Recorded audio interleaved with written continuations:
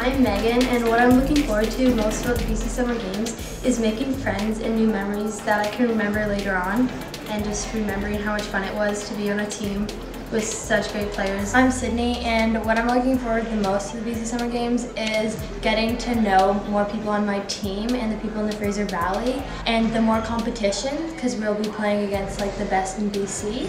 So then we'll become better as players. My name's Ashiana. Playing since grade 1. I just started with shooting around at lunch and then getting involved in the rec program. I joined club basketball and now I'm here.